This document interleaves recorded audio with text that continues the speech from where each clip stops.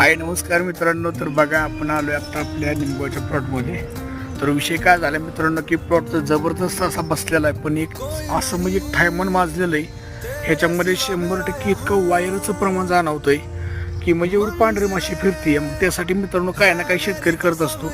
आणि विषय असा झाला आहे की जर आता हे जर ना आटोक्यात आणलं तर मित्रांनो प्लॉट जाण्याची शक्यता आहे. कारण आसपासचं 4-2 प्लॉट तर मित्रांनो आता उठून टाकल्या त्या वायरच्या प्रादुर्भावामुळे. पण मित्रांनो आपण शेतकरी हाल सोडलेला नाही तर तरी हाल बी सोडणार नाही.